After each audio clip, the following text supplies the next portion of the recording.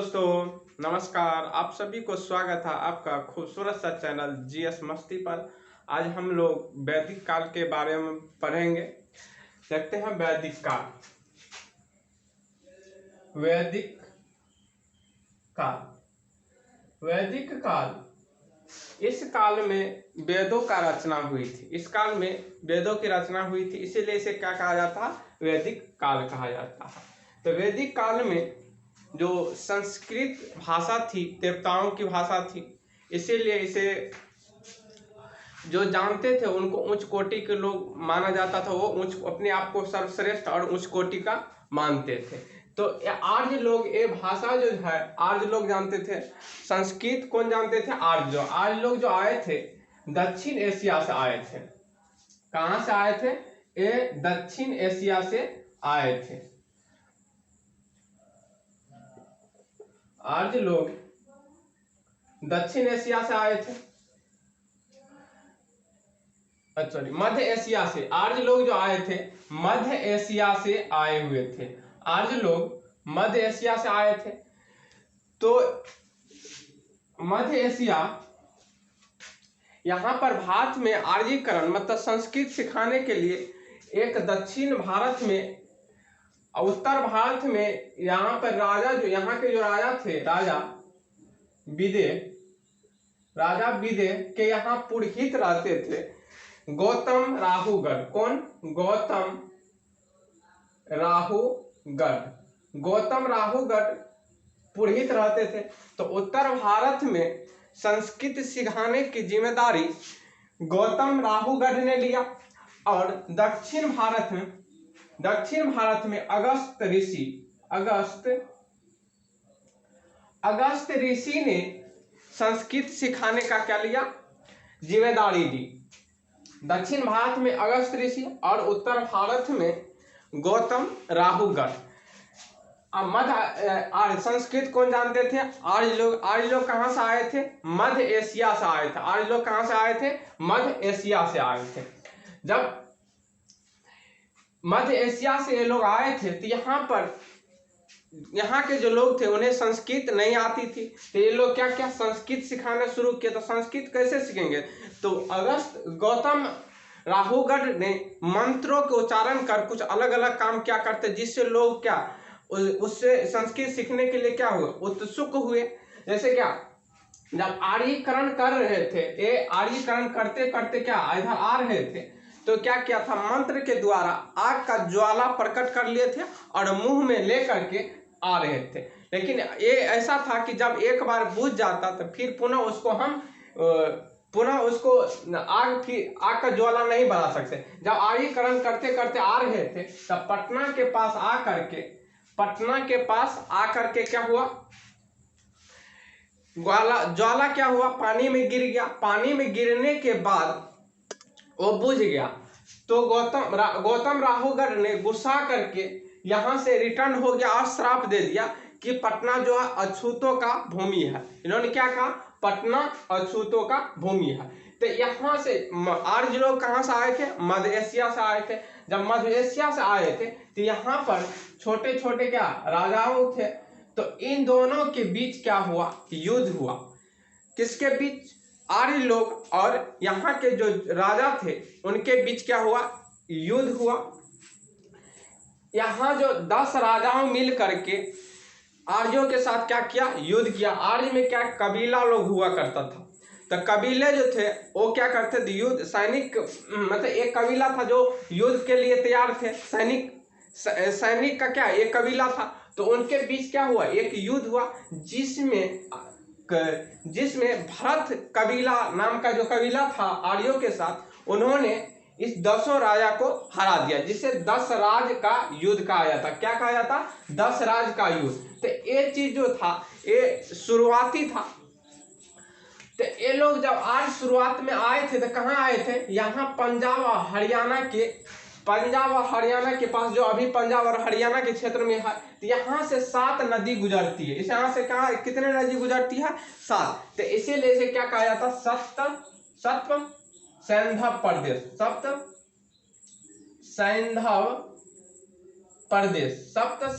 प्रदेश। तो प्रारंभिक में शुरुआती में आर्य जो कहाँ आए थे, सप्तसंधा पर्जय जो प्रेजेंट में कहाँ है, अभी वर्तमान में कहाँ है सप्तसंधा पर्जय, पंजाब और हरियाणा के क्षेत्र में है। पंजाब और हरियाणा के क्षेत्र में कौन है, सप्तसंधा प्रदेश। जब इन दोनों के बीच जो युद्ध हुआ उसे कौन सा युद्ध कहा जाता, 10 राज का युद्ध कहा जाता। किसके किसके बीच युद्ध हुआ था, आर्य के भरत कबीला और यहाँ के 10 राजाओं थे, उनके बीच क्या हुआ था, युद्ध हुआ था, जिसमें भरत कबीला का क्या हुई थी, विजय हुई थी। तो इसी दिन से इस देश का क्या नाम पड़ गया, भारत का नाम भारत पड़ गया। भरत कबीला के विजय के उपलक्ष्य में इसका नाम क्या रख दिया, भारत का भारत नाम रख दिया। तो देखिए जब बात करें सिंधु सभ्यता का, तो सिंधु सभ्यता में व्यापार होता था। क्या होता था, सिंधु सभ्यता में व्यापार होता था। लेकिन वैदिक काल का बात करें तो वैदिक काल में पशुपालन होता था। क्या होता था, पशुपालन। वैदिक काल में क्या होता था, पशुपालन। लेकिन सिंधु सभ्यता में क्या होता था, व्यवहार होता था। तो यहाँ देखते हैं तो इस टाइम सिंधु सभ्यता में जो एक पशु था, एक सिंग वाला जानवर, जो नहीं बैल था नहीं गेंडा के आकार का था, गेंडा जैसे देखने में लगता था, एक सिंग वाला, तो उसका बहुत ज्यादा महत्व था। लेकिन वैदिक काल में बात करें तो यहाँ पर गाय को बहुत ज्यादा महत्व दिया गया था। जिसके पास गाय की संख्या ज्यादा होती थी वो उसे अमीर माना जाता था, जिसके पास कम उसे गरीब माना जाता था। यहाँ पर यदि गाय खो जाती थी तो इसका जिम्मेदारी खोज के देने का किसका था, राजा का था। तो जिस गाय यदि खो जाती थी तो कौन खोजता था, राजा खोज करके उसको देता था। और जो गाय को मार दिया जाता था उसे क्या, मृत्यु दंड दे दिया जाता था। गाय खो जाने के बाद जो राजा गाय खोज कर देते थे इस क्रिया को क्या कहा जाता था, गेवेष्टि कहा जाता था। जब राजा खोज के देते थे तो इस घटना को क्या कहते हैं, गेवेष्टि कहते थे। जो गाय को हत्या करते थे उनको क्या दे दिया जाता था, मृत्यु दंड दे दिया जाता था।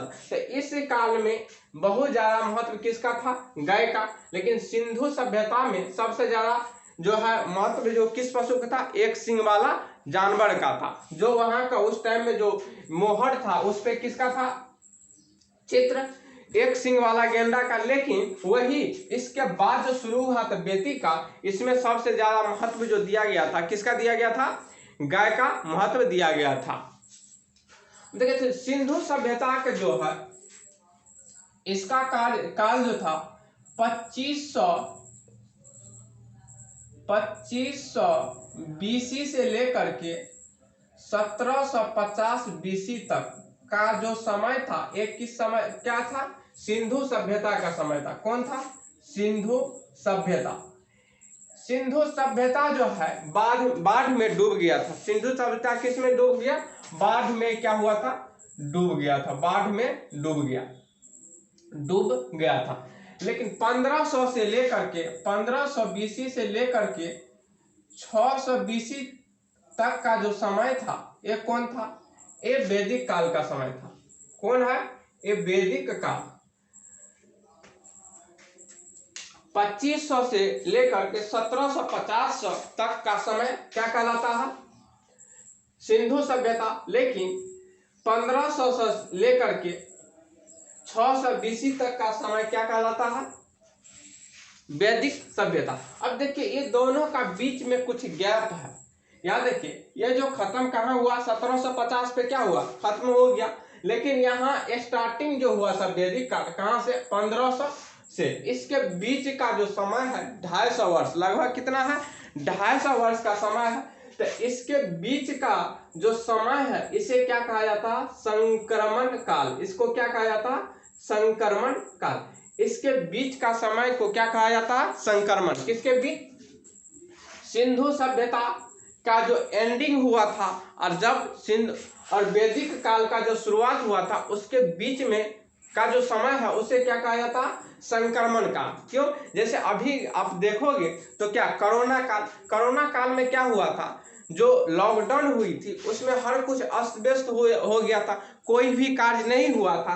तो इसमें कोई भी कार्य नहीं हुआ तो क्या इसके बाद इसमें तो कोई डेवलपमेंट कुछ हुआ ही नहीं। तो इसी तरह से जब ये सिंधु सभ्यता डूब गया, पूरी तरह डूब गया, बर्बाद हो गया, तो स्टार्टिंग होने में इसको क्या कम से कम जो स्टार्टिंग होने में कितना समय लग गया, 250 वर्ष लग गया। 250 वर्ष के बाद जो शुरू हुआ था वैदिक काल शुरू हुआ था। तो इसके बीच का जो कार्यकाल कहलाता है उसको क्या कहते हैं, संक्रमण काल कहा जाता है। इसको क्या कहा जाता है, संक्रमण काल कहा जाता है। संक्रमण काल है, इसके बारे में तो हम जान गए। इसके बीच का काल को क्या कहा जाता है, संक्रमण काल कहा जाता। अब देखते हैं वैदिक काल को भी दो भाग में डिवाइड किया गया। वैदिक काल को दो पार्ट में क्या किया गया, बांट दिया गया। जो शुरुआती था, शुरुआत में इसे क्या कहा जाता, ऋग्वेद की रचना हुई थी। इसे ऋग्वेद की रचना हुई थी, इसीलिए इसे क्या कहा जाता, ऋग्वेदिक काल, ऋग्वेदिक काल।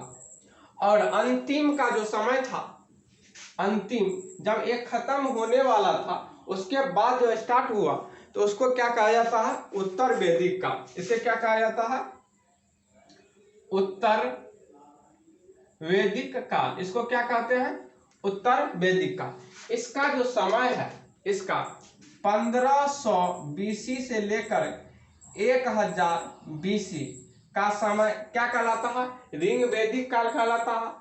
और उत्तर वैदिक काल जो है 1000 बीसी से लेकर के 600 बीसी का जो समय है एक क्या कहलाता है, उत्तर वैदिक काल कहलाता है। उत्तर वैदिक काल का कहां से कहां तक का समय है, 1000 बीसी से लेकर के 600 बीसी के समय को क्या कहा जाता, उत्तर वैदिक काल कहा जाता। जबकि ऋग्वेदिक काल का समय क्या है, 1500 से लेकर के 1000 के बीच का समय जो क्या है, उत्तर वैदिक काल है। उत्तर वैदिक काल में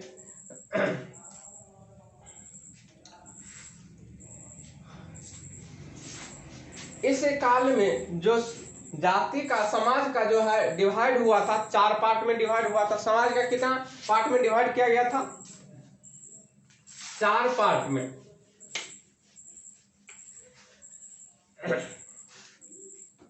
समाज को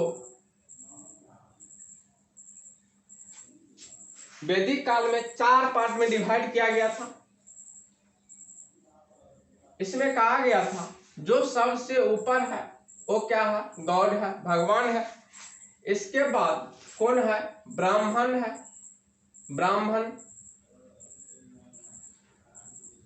ब्राह्मण। इसके बाद कौन है, क्षत्रिय। फिर कौन है, वैश्य। और लास्ट में कौन है, शूद्र। अब देखिए यहां पर जो है डिवाइड किया है 4 पार्ट में। तो एक किस आधार पर डिवाइड किया गया है, कर्म के आधार पर। किस आधार पर डिवाइड किया गया है, कर्म के आधार पर इसको डिवाइड किया गया है समाज को। मतलब ब्राह्मण वो कहलाता है जो पढ़ा लिखा होता था, उसमें जो पढ़े लिखे होते थे उसको क्या कहा जाता था, ब्राह्मण कहा जाता था। ऐसा कोई भी कास्ट, वहां पे उस टाइम में जो कास्ट का, जाति का विभाजन था, जो कर्म था उसके आधार पे किया गया था। जो पढ़ा लिखा है वो ब्राह्मण है। क्षत्रिय जो किसी का जान का रक्षा करता है, जैसे सैनिक क्या हो गया, क्षत्रिय हो गया। वैश्य मतलब जो बिजनेस से जुट गया है, बिजनेस जो कर रहा वो क्या है, वैश्य कहलाता। और जो सेवा का काम करता था, उसे क्या कहा गया था, शूद्र कहा गया था। इसे क्या कहा गया था, शूद्र कहा गया था। तो इसमें किसी एक फैमिली में सभी के सभी आपको कास्ट मिल जाता। जो पढ़ा लिखा है, जो पढ़ाने का काम कराता हो उसे ब्राह्मण के कैटेगरी में रखा गया। जो पढ़ लिख करके सैनिक में भर्ती हो गया हो, मतलब सेवा कर, वो क्या रक्षा, जान का रक्षा करता हो, वो क्या क्षत्रिय कहलाता है। जो घर में जैसे महिला लोग क्या खाना बनाती, सेवा का काम करती है, तो क्या शूद्र की कैटेगरी। मतलब एक परिवार में आपको सभी के सभी जाति मिल जाता।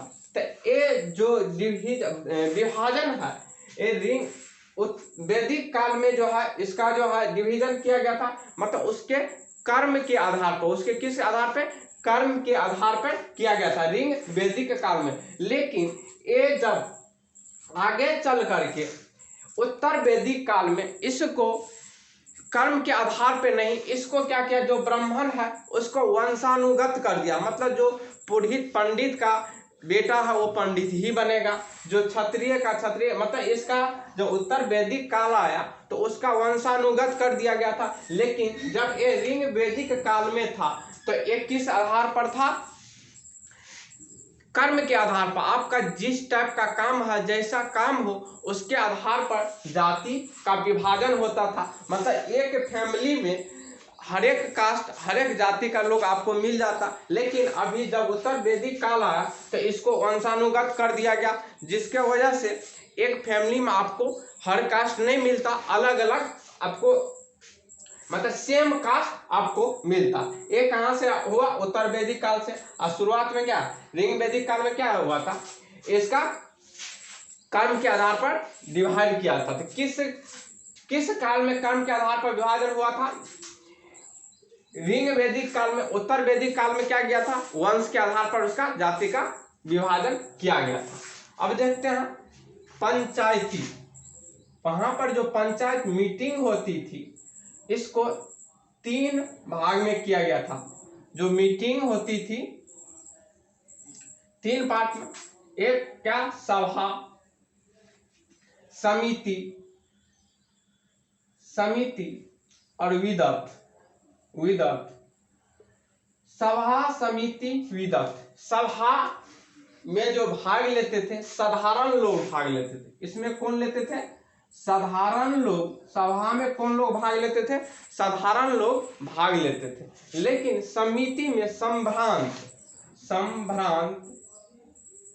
मतलब उच्च कोटि का लोग इसमें क्या करते थे, भाग लेते थे। समिति में कौन लोग भाग लेते थे, जो उच्च कोटि का हो वो समिति में भाग। विदत, इसमें सभी लोग चाहे वो महिला पुरुष, सभी का सभी। इसमें क्या होता था, सभी का सभी। तो सबसे ज्यादा भीड़ किस में होता था, विदत में। इसीलिए इसका चर्चा जो है सबसे ज्यादा है। सबसे कम भीड़ किस में मिलती थी, समिति में। क्यों, क्योंकि इसमें ओनली वही लोग पार्टिसिपेट करते थे जो उच्च कोटि का हो। मतलब समिति का है या संभ्रांत के। अब बताइए जो समाज का डिवीजन कितने टाइप से हुआ था, 4 टाइप से। जो सबसे उच्च कोटि का, जो सबसे ऊपर हो उसे ब्राह्मण कहा गया, उसके बाद क्षत्रिय, उसके बाद वैश्य और सबसे नीचे जो है उसको शूद्र। तो एक किस आधार पे था, एक कर्म के आधार पे था। किस आधार पर, कर्म के आधार पर।